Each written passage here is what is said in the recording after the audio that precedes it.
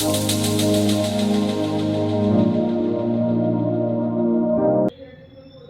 Students, नमस्कार। एक बार फिर से एक नए टॉपिक के साथ आज की जो नई क्लास है उसको अपन स्टार्ट कर रहे हैं। और मैं पिछली क्लास के साथ यदि आपको कनेक्ट करूं यहाँ पर, तो हमारी जो पिछली क्लास थी स्टूडेंट्स, वो हमने स्टार्ट करी थी पॉलिनेशन पर, यानी कि परागण की क्रिया के बारे में अपन पढ़ रहे थे।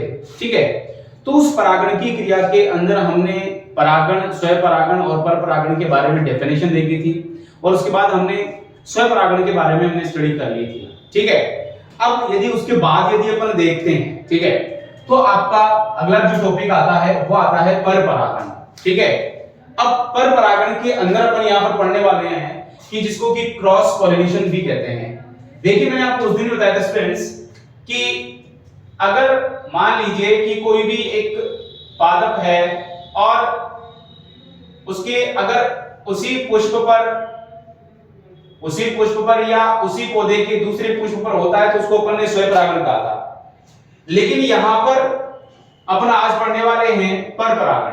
ठीक है, देखिए, अगर एक ये प्लांट है और दूसरा, मान लीजिए ये प्लांट है यहां से, और यहां पर दोनों प्लांट्स की जो है वो यदि जाति समान है, ठीक है, जाति यदि क्या है, समान है, और इसके परागकण यहां से चल करके यहां तक किसी माध्यम की सहायता से पहुंचे, किसी माध्यम की सहायता से पहुंचे। लेकिन डियर स्टूडेंट्स, यहां पर ध्यान देने योग्य बात यह है कि यहां पर इन दोनों पादपों की जो जाति है वो समान होनी चाहिए। अगर जाति समान नहीं होगी तो मैंने उस दिन भी आपको बताया था कि भले ही यहां से परागकण आकर के गिरा हो, ठीक है, भले ही यहां से परागकण आकर के इस जायांग की वर्तिकाग्र तक पहुंच गया हो, लेकिन वहां पर परागण की क्रिया नहीं होगी। वो पहुंच तो गया, गिर तो गया, लेकिन वो अंकुरित नहीं होगा, और जब अंकुरित नहीं हुआ तो परागण भी नहीं हुआ अपने लिए, पॉलिनेशन कहां होगा।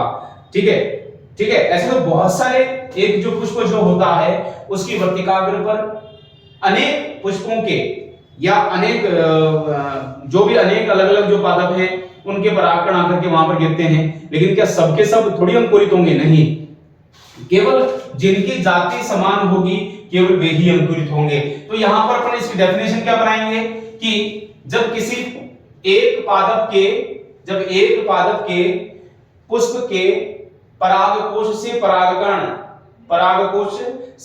परागकण किसी माध्यम की सहायता से उसी जाति के दूसरे पादप, यहां पर ये एक पादप ए है और दूसरा है बी, तो दूसरे पादप के पुष्प की जायांग की वर्तिकाग्र तक पहुंचते हैं। और मैंने आपको स्टूडेंट बता दिया किसके माध्यम से पहुंचते हैं। कोई भी एक माध्यम होगा, वो पानी हो सकता है, वो वायु हो सकती है, वो कीट हो सकता है, ठीक है, जल हो सकता है। तो यदि किसी माध्यम से पहुंचते हैं तो उसको अपन क्या बोलते हैं? पर परागण बोलते हैं। अर्थात किसी एक पादप के परागकोश से परागकण मुक्त होकर के उसी जाति के दूसरे पादप के जायांग की वर्तिकाग्र तक किसी माध्यम की सहायता से पहुंचने की क्रिया, किनकी? परागकण की पहुंचने की क्रिया क्या कहलाती है? पर परागण कहलाती है। ठीक है, यहां पर अपना टॉपिक यानी कि डेफिनेशन अपनी कंप्लीट होती है। अब देखिए स्टूडेंट्स, यहां पर दो पादपों के मध्य एक चीज मैं थोड़ा सा बीच में यहां पर बता रहा हूं कि दो पादप हैं यहां पर, तो क्या होगा यहां पर कि जब क्रॉस पॉलिनेशन की जो क्रिया हो रही है इसमें क्या होगा कि अलग-अलग पौधों के जब युग्मक यहां पर संलयन कर रहे हैं, यानी कि दो अलग-अलग पादपों के युग्मक यहां पर संलयन कर रहे हैं, तो यहां पर वेरिएशंस आने की संभावना ज्यादा है, अर्थात विभिन्नताएं ज्यादा आएंगी यहां पर। ठीक है, यहां पर विभिन्नताएं ज्यादा आने के चांसेस है, इंक्रीज होने के चांसेस है, जिसको कि अपन आगे भी थोड़ा डिस्कस करने वाले हैं यहां पर अपन। ठीक है, तो यहां पर दिमाग में ये रखना है कि दो पौधों के मध्य यहां पर पॉलिनेशन की क्रिया हो रही है। चलिए अब देखते हैं कि सब जो परागण की जो क्रिया है, ठीक है, इस परागण की पर परागण की जो क्रिया है उसके लिए एक पौधे के अंदर वो कौन कौन से अनुकूलन चाहिए, वो कौन कौन सी विशेषताएं चाहिए, वो कौन कौन सी आवश्यकताएं चाहिए, उनकी अपन यहाँ पर चर्चा करने वाले हैं। क्योंकि उसी से पता लगेगा कि एक पादप के अंदर वास्तविकता के रूप से परपरागण हो रहा होगा या नहीं होगा। ठीक है, ऐसे ही हमने स्वयंपरागण के अंदर भी देखा था। अब देखिए यहाँ पर, यानी कि मैं कह सकता हूं, यानी कि इसके लिए, यानी कि परपरागण के लिए अनुकूलन, ठीक है, परपरागण के लिए अनुकूलन, क्या क्या अनुकूलन होने चाहिए। तो पहली चीज तो यह है कि मान लीजिए कि अगर पौधा एक लिंगी है, या मैं कह सकता हूं एक लिंगता, ठीक है, एक लिंगता किसको बोलेंगे अपन, कि अगर किसी पादप के ऊपर, यदि किसी एक, मान लीजिए कोई पादप है, उसका जो पुष्प है जिसके ऊपर पुमंग और जायांग, ठीक है, पुमंग और जायांग, या आप कह सकते हो पुंकेसर और स्त्रीकेसर, अगर दोनों ही है तो उसको आप क्या बोलेंगे, उभयलिंगी बोलेंगे, या द्विलिंगी भी बोल सकते हैं, क्योंकि दोनों उपस्थित है। लेकिन अगर किसी पादप का कोई पुष्प जो है वो केवल एक लिंगी है, तो एक लिंगी होने की स्थिति के अंदर उसके अंदर केवल और केवल क्या होगा, परपरागण होगा। उसके अंदर क्या होगा, परपरागण ही होगा।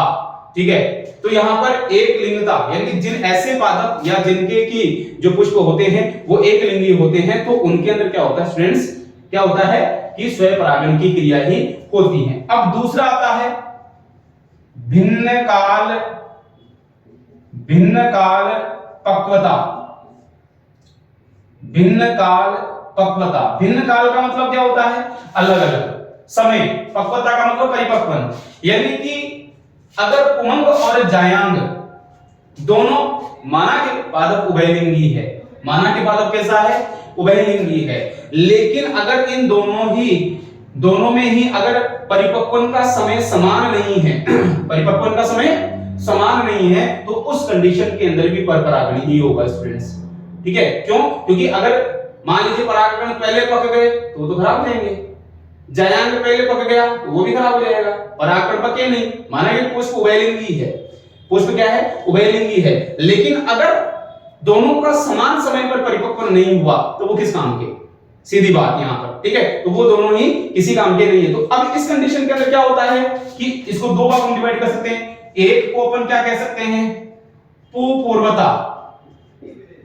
पुपूर्वता, जिसमें कि इसमें क्या होगा, पुंकेसर पहले पक जाए, और एक क्या होगा, स्त्री पूर्वता, जिसमें कि आप कह सकते हैं कि जायांग का पहले परिपक्व, पूर्वता बोल दिया ना, पूर्वता यानी कि पुमंग या पुंकेसर पहले परिपक्व हो जाएगा, और पुमंग और पुंकेसर यदि पहले परिपक्व होगा तो उस कंडीशन के अंदर क्या होगा कि परागकणों का पहले परिपक्व हो जाएगा। ठीक है, जैसे फॉर एग्जांपल अपन ले सकते हैं इसके अंदर साल्विया, ठीक है, साल्विया, और इसके अंदर आप ले सकते हैं जैसे ब्रेसिकेसी, ठीक है, ब्रेसिकेसी, इसके अंदर ब्रेसिकेसी फूल का अपन ले सकते हैं। ऐसे और भी एग्जांपल हो सकते हैं, लेकिन आपको ये याद रखना है कि भिन्न काल पक्वता के अंदर एक तो पूर्वता आता है और एक आता है स्त्री पूर्वता, एक पूर्वता आता है और एक आता है स्त्री पूर्वता, यानी कि पुमंग यदि पहले पक जाए तो वो भी किसी काम का नहीं है, ठीक है, और जायांग यदि पहले पक जाए तो वो भी किसी काम का नहीं है। तो उस कंडीशन के अंदर इनके अंदर कौन सी क्रिया होगी, परपरागण की ही क्रिया होगी। ठीक है स्टूडेंट, इनके अंदर परपरागण की क्रिया ही होगी। ठीक है, अब यहां पर इसके बाद अगर मान लीजिए कि अगर अपन बात करते हैं कि एक लिंगता, भिन्न काल पक्वता के अलावा और कौन सी कंडीशन, एक आता है नंबर 3 पर आता है इसके अंदर स्वबंध्यता, जिसको अपन बोलते हैं सेल्फ स्टेरिलिटी। सेल्फ स्टेरिलिटी, बंध्यता आ जाए, स्वबंध्यता। मान लीजिए कि किसी कारणवश से खुद के परागकण खुद पर अंकुरित नहीं हो, माना कि पुष्प द्विलिंगी हो या कोई और कारण है जिसकी वजह से परागकण स्वयं के पुष्प के ऊपर अंकुरित नहीं हो पाते हैं। फॉर एग्जांपल यदि मैं बात करूं जैसे कि अंगूर है, सेब है, उनके अंदर क्या होता है, ठीक है, अंगूर है, सेब है, तो इनके अंदर क्या होता है स्टूडेंट्स कि आनुवंशिक कारणों के कारण, ठीक है, किसी आनुवंशिक कारण से, आनुवंशिक जेनेटिकली रीजन की वजह से क्या होता है कि उनके खुद के जो परागकण होते हैं वो उनके खुद के पुष्प के ऊपर परागित या आप कह सकते हैं कि अंकुरित नहीं हो पाते हैं, तो उनका स्वयं परागण नहीं होता है। और जब स्वयं परागण नहीं होता है तो फिर दूसरे, मैंने फिर क्या कहा, यहां पर जाति तो समान होगी, लेकिन जो पादप आएगा या जो परागकण आएगा, सॉरी, यानी कि जो दूसरा पादप होगा उससे परागकण फिर वहां से उसके पास पहुंचेंगे, तब जाकर के उसके अंदर परागण की क्रिया होगी। ठीक है, तो ये तीसरा हो गया। इसके अलावा चौथा मैं देखूं तो क्या हो सकता है कि यदि किसी कारण से कोई संरचनात्मक अवरोध उत्पन्न हो रहा है, ठीक है, संरचनात्मक यदि कोई अवरोध उत्पन्न हो जाए। संरचनात्मक अवरोध का मतलब होता है कि जैसे मान लीजिए कि पुंकेसर लंबा निकल गया, तो वो एक संरचनात्मक अवरोध हो गया। पुंकेसर बहुत लंबा निकल गया और जब फटेगा तो परागकण दूर दूर गिर जाएंगे, उस पुष्प की जायांग के ऊपर नहीं निकले। ठीक है, जायांग के ऊपर नहीं गिरेंगे, जायांग के ऊपर नहीं गिरेंगे, वर्तिकाग्र पर नहीं गिरे तो परागण की क्रिया नहीं हुई। तो ये एक क्या हो गया, उसकी संरचना ही ऐसी बनी। संरचना ऐसी बनी कि मान लीजिए कि पुंकेसर बहुत लंबा हो गया, ठीक है, अत्यधिक लंबा हो गया, अत्यधिक लंबा हो गया पुंकेसर। जब पुंकेसर अत्यधिक लंबा हो जाएगा तो क्या होगा कि परागकोश जब भी फटेगा, तो वो परागकण दूर दूर गिरेंगे, और जब परागकण दूर गिरेंगे, पुष्प पर गिरे नहीं थे, चाहे कहीं गिरो, तो अब उस कंडीशन के अंदर इसके ऊपर तो क्या हो रहा है, खुद के ऊपर तो परागण हुआ नहीं ना, तो इसका मतलब स्वयं परागण तो हुआ ही नहीं। तो अब इसको परागित होने के लिए क्या चाहिए, दूसरे पुष्प के या दूसरे पादप के क्या चाहिए, परागकण चाहिए, और उस कंडीशन के अंदर क्या होगा, पर परागण की क्रिया होगी। अब आता है अपना एक और बता देते हैं अपन इसके अंदर, इसमें आता है कि विषम वर्तिकात्व, उसको बोलते हैं अपन, ठीक है, विषम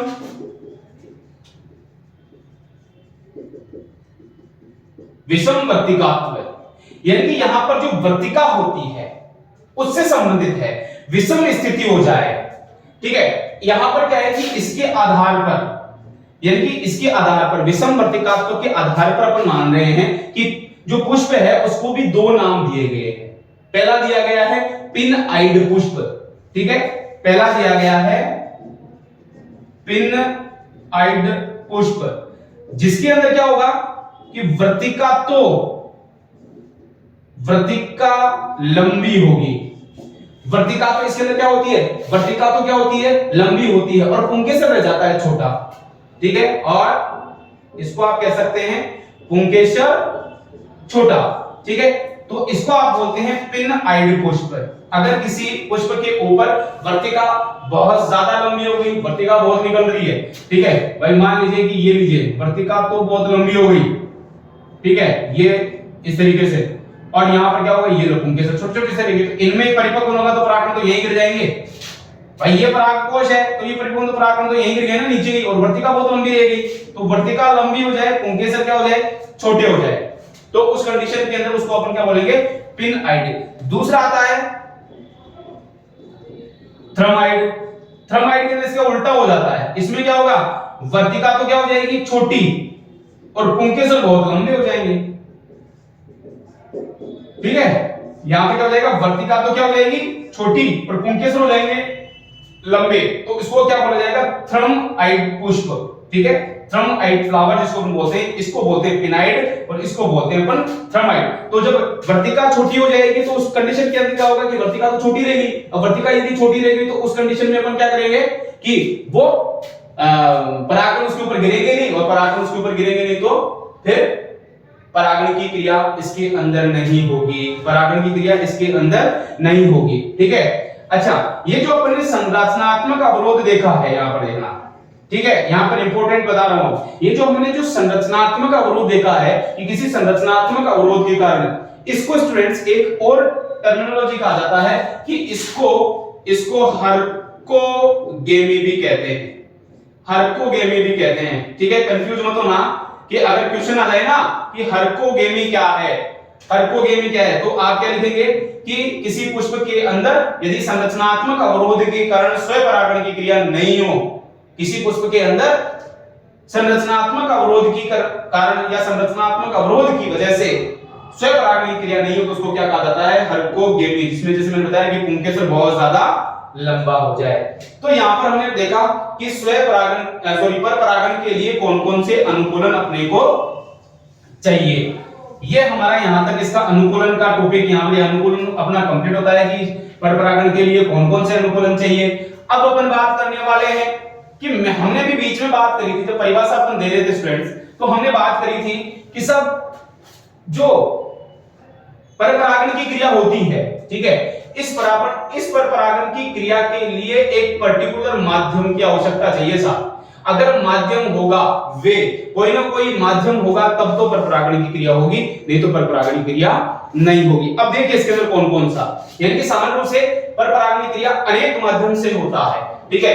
पहला अपन इसके अंदर देखते हैं, पहले मैं सबके नाम लिख देता हूं कि वायु द्वारा पर परागण, ठीक है। दूसरा है कीटों द्वारा पर परागण, तीसरा है जल द्वारा पर परागण, चौथा है पक्षियों द्वारा पर परागण, और पांचवा है चमगादड़ द्वारा पर परागण। यहां पर अपन 5 टाइप पढ़ने वाले हैं, ठीक है। अब देखिए स्टूडेंट्स कि अलग अलग बुक्स के अंदर आपको और भी ज्यादा इसके अंदर मिल सकते हैं, लेकिन मुख्य रूप से जो है वो अपन यहां पर ये 5 प्रकार अपन पढ़ने वाले हैं। जैसे कोई कुछ सर्व के द्वारा भी बता सकता है, ठीक है, लेकिन यहां पर अपन जो मूल अपने हैं, ठीक है, अपन उनको एनसीईआरटी के अकॉर्डिंग अपन बात कर रहे हैं, तो यहां पर अपने को 5 प्रकारों से, या आप कह सकते हैं कि 5 माध्यम के द्वारा इसके अंदर क्या होता है, पर परागण की क्रिया होती है। अब देखिए बेटा कि वायु द्वारा जो, यानी कि वायु के माध्यम से एक स्थान से दूसरे स्थान पर परागकण पहुंच जाए, एक पुष्प से दूसरे पुष्प के पर पहुंच जाए, तो उसको आप क्या बोलेंगे, वायु द्वारा पर परागण की क्रिया बोलेंगे। अब देखिए अगर एक स्थान से दूसरे स्थान पर जा रहा है, परागकण एक स्थान से दूसरे स्थान पर जा रहा है, तो वो परागकण कैसा होगा, ठीक है। पहली चीज तो वो हल्का होगा, ठीक है, कैसा होगा, हल्का होगा, ठीक है। दूसरी चीज वो शुष्क होगा, छोटा होगा, ठीक है, और चिकना भी होगा, यानी कि तुरंत कहीं भी जाए तो वहां पर क्या हो जाए, वो चिपक जाए, ठीक है, कहीं भी जाए तो क्या हो गए, चिपक जाए। अर्थात ये हल्के, शुष्क, छोटे और चिकने परागकण होंगे, और सबसे बड़ी बात इनकी संख्या जो होगी वो बहुत अधिक होगी, ठीक है। इनकी संख्या जो होगी, अर्थात ऐसे पादप जिनके अंदर की वायु द्वारा पर परागण की क्रिया होती है या वायु द्वारा परागण की क्रिया होती है, वे पुष्प बहुत अधिक संख्या के अंदर परागकणों का निर्माण करते हैं, ठीक है। और ये पुष्प कैसे होते हैं, हल्के, शुष्क, छोटा, चिकना। फॉर एग्जांपल, जैसे अपन एग्जांपल ले सकते हैं, इसके अंदर घास का आ सकता है, गेहूं, जौ, मक्का, ठीक है, ये इसके एग्जांपल्स अपन इसके अंदर ले सकते हैं, ठीक है। तो वायु द्वारा मैंने बताया कि वायु के माध्यम से परागकण एक स्थान से दूसरे स्थान पर, अर्थात एक पुष्प के परागकोश से निकल करके दूसरे पुष्प के जायांग के वर्तिकाग्र पर वायु के माध्यम से पहुंचते हैं, तो वो वायु द्वारा पर परागण क्रिया होगी। अब आता है कीटों द्वारा।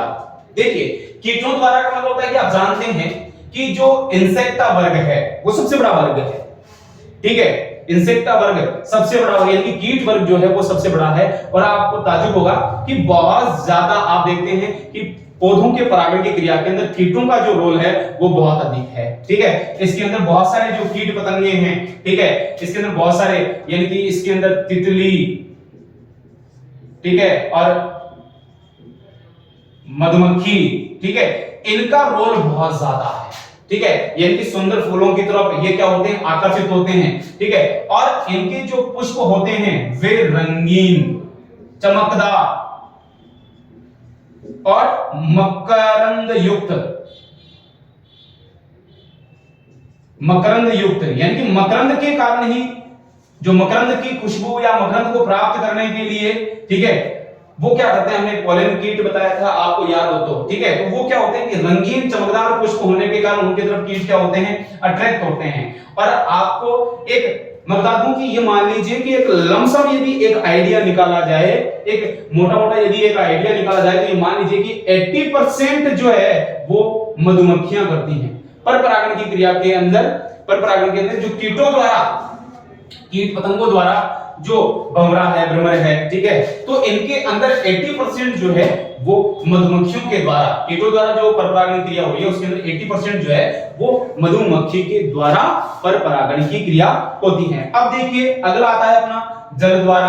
तो जल द्वारा इसमें क्या होता है कि जल के माध्यम से परपरागण की क्रिया होती है, जल के माध्यम से परपरागण की क्रिया होती है। अब इसमें क्या होता है कि कुछ पौधे तो ऐसे होते हैं कि जो जल के अंदर डूबे हुए रहते हैं, जैसे कि अगर मैं बात करूं वेलिसनेरिया की, अपन इसका एग्जांपल पढ़ने वाले हैं क्योंकि ये अपने सिलेबस के अंदर भी है, ठीक है। वेलिसनेरिया जो कि जल में डूबा हुआ एक पौधा होता है, ठीक है। तो इसके अंदर क्या होता है कि जल में डूबे हुए पौधों के अंदर जल के माध्यम से जो परागकण जो है वो बहते हुए जायांग या वर्तिकाग्र के संपर्क में आते हैं और वहां पर वे क्या होते हैं, अंकुरित होते हैं, ठीक है। उसके बाद आता है पक्षियों द्वारा, कि पक्षियों के माध्यम से भी परागण की क्रिया होती है, ठीक है। पक्षियों के माध्यम से भी क्या होती है, परागण की क्रिया होती है। अगर देखा जाए कि जो उष्णकटिबंधीय क्षेत्र हैं, जो उष्णकटिबंधीय क्षेत्र हैं, उन उष्णकटिबंधीय क्षेत्रों के अंदर बहुत सारे ऐसे पादप होते हैं जिनके अंदर की जो पुष्प होते हैं वे बहुत ज्यादा रंगीन और बहुत अधिक मकरंद उत्पन्न करने वाले होते हैं, ठीक है। बहुत ज्यादा मकरंद उत्पन्न करते हैं। तो उस मकरंद के कारण क्या होते हैं कि जो पक्षी होते हैं उनके तरफ क्या होते हैं, अट्रैक्ट होते हैं। कुछ पक्षी जो होते हैं उनके तरफ क्या होते हैं, अट्रैक्ट होते हैं और परागण की क्रिया इनके अंदर संपन्न होती है, ठीक है, उष्णकटिबंधीय क्षेत्रों की। और ये बहुत ज्यादा रंगीन और आकर्षक दिखाई देते हैं, ठीक है, बहुत ज्यादा रंगीन और आकर्षक। तो पुष्प ये जो पक्षी होते हैं उन कीटों की तरफ अट्रैक्ट होते हैं और मकरंद प्राप्त करने के साथ साथ क्या करते हैं कि परागण क्रिया को भी पूरा करते हैं। उसके बाद आता है चमगादड़ द्वारा। देखिए चमगादड़ जो है वो रात्रिकालीन,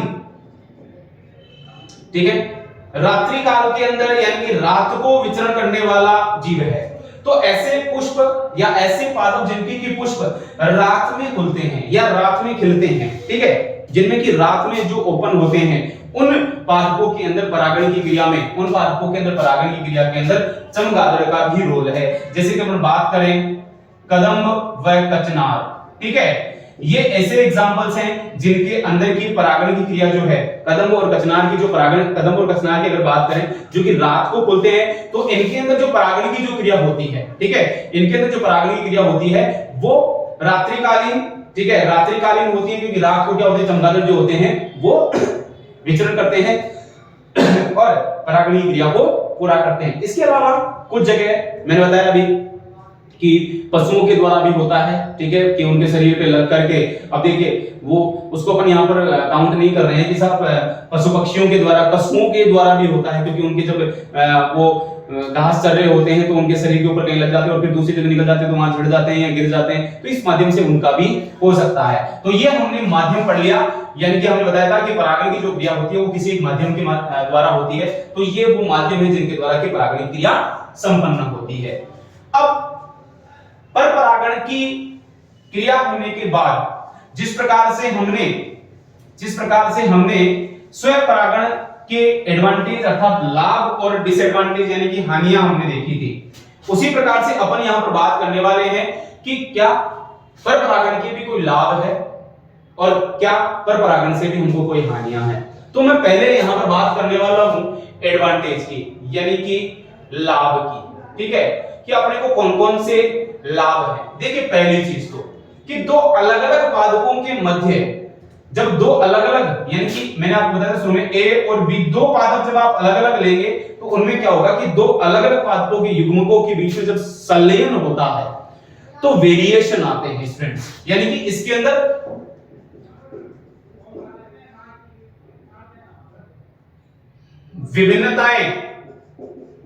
विभिन्नताएं अधिक आने के चांसेस हैं, विभिन्नताएं अधिक आएंगी, वेरिएशंस ज्यादा आएंगे। और आप जानते हैं कि जब किसी भी जीव के अंदर वेरिएशन यदि ज्यादा आएगा, ठीक है, अगर वेरिएशन यदि ज्यादा आता है तो ये मान के चलिए कि आगे आने वाली जो नई प्रजातियों का अर्थात जो नई प्रजातियां आएंगी, ठीक है, उनका यहां पर क्या होगा, विकास होगा, विकास ज्यादा होगा, ठीक है, असेंशियल ज्यादा होंगी, ठीक है, ठीक है, वो पर्टिकुलर किसी भी चीज के प्रति क्या होगी, ज्यादा सहनशील होगी। अर्थात आप फिर तीसरा निकाल देते हैं कि जो नई जातियां आएंगी या जो जीव आएंगे उनके अंदर वातावरण के अनुसार, ठीक है, वातावरण के अनुसार उनके अंदर अनुकूलन ज्यादा होगा। ठीक है, अनुकूलन ज्यादा होगा, मतलब वे ज्यादा अनुकूलित होगी, पहले की अपेक्षा वो क्या होगी, क्योंकि उनका वेरिएशन, यानी कि मैंने बताया ना विभिन्नताएं आ रही हैं, उनके वेरिएशन है, तो वो क्या करती है, उस वातावरण के प्रति अधिक अनुकूल होती है, वे अपने आप को उस वातावरण के अनुकूल बनाती हैं। ठीक है, आगे बात सुनिए, तो अनुकूलन क्या होगा, ज्यादा होगा। इसके अलावा चौथा मैं मान सकता हूं कि इससे क्या होता है कि उपज भी बढ़ती है।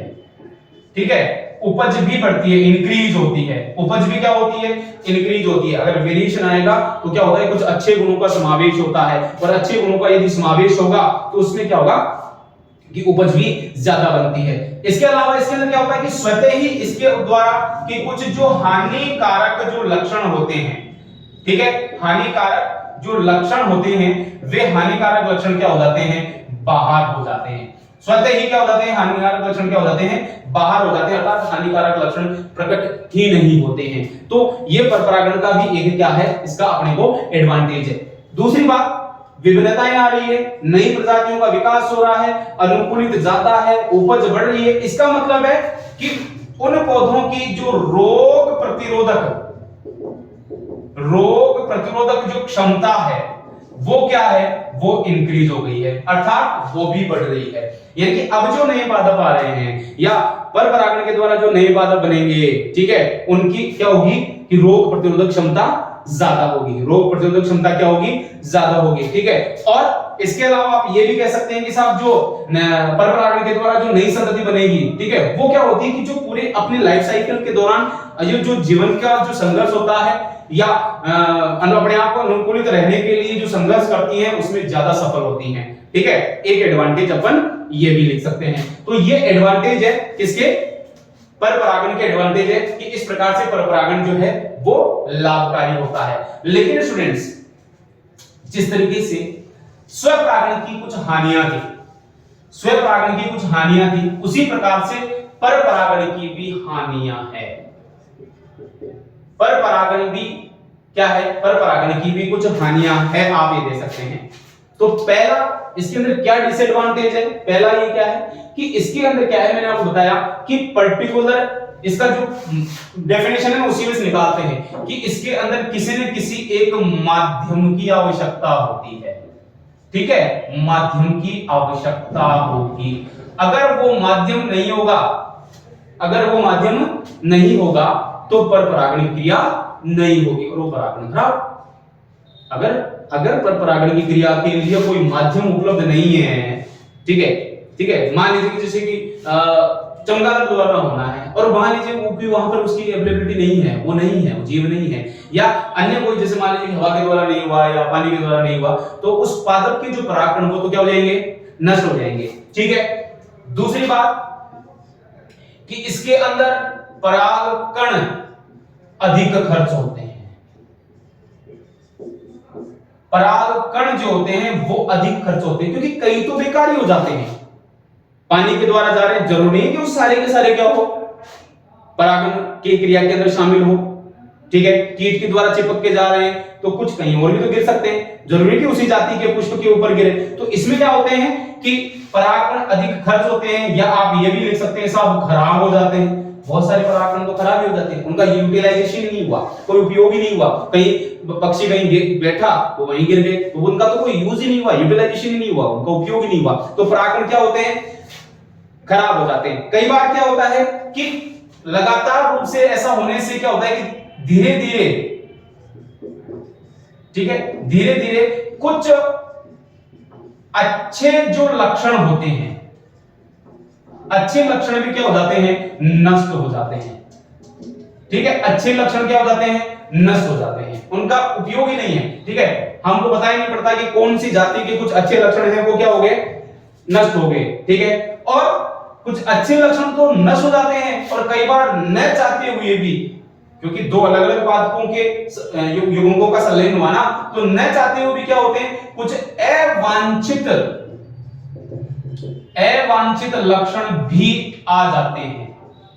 ठीक है, अवांछित लक्षण भी क्या हो जाते हैं, आ जाते हैं, जिनकी की आवश्यकता ही नहीं थी, जिनकी की आवश्यकता ही नहीं थी। ठीक है, तो इस प्रकार से ये इसके परपरागण के डिसएडवांटेज हैं। तो स्टूडेंट्स यहां पर देखिए कि हमने स्वयं परागण और परपरागण दोनों टॉपिक हमने पढ़ लिए हैं, तो क्या होता है कि एग्जाम के अंदर एक बार कई बार क्वेश्चन आ भी जाता है कि स्वयं परागण व परपरागण में अंतर लिखिए। ठीक है, तो मैंने आपको डेफिनेशन से लेकर के उसकी क्रिया, उसके एडवांटेज, उसके डिसएडवांटेज, ये मैंने आपको करा दिए हैं। तो आप इस क्वेश्चन को बिल्कुल नोट कर लीजिए कि ऐसा क्वेश्चन आ सकता है। ठीक है, तो यहां पर अपना अब अपन इसके जो अपनी अगला जो वीडियो जो होगा उसके अंदर अपन इसके कुछ स्पेसिफिक एग्जांपल दिए हुए हैं परपरागण के। एक तो जल द्वारा वेलेस्नेरिया में परपरागण क्रिया, और एक कीट द्वारा साल्विया के पौधे के अंदर परपरागण क्रिया। ठीक है, तो अगला जो अपना जो वीडियो होगा मैं उसके अंदर वो दोनों एग्जांपल्स लेकर के आऊंगा। ठीक है, और मैं बताऊंगा कि किस तरीके से साल्विया के अंदर तो परपरागण क्रिया पानी के माध्यम से या जल के माध्यम से कैसे होती है, और सॉरी वेलेस्नेरिया के अंदर जल के माध्यम से कैसे होती है, और साल्विया के अंदर जो है वो कीट द्वारा जो परपरागण की क्रिया होती है वो किस प्रकार से होती है। ठीक है, ये अपन यहां पर क्या होते हैं, क्या करेंगे, इसको अपन अगली क्लास के अंदर पढ़ेंगे, यानी अपने अगले वीडियो के अंदर अपन इसको पढ़ने वाले हैं। ठीक है, तो आप लगातार उससे हमसे जुड़े रहिए। ठीक है, और चैनल को जिन लोगों ने सब्सक्राइब नहीं किया है वो सब्सक्राइब करिए, लाइक कीजिए, शेयर कीजिए। ठीक है, ताकि मैक्सिमम लोगों तक ये पहुंचे। ठीक है, और धन्यवाद, जय सारा धन्यवाद।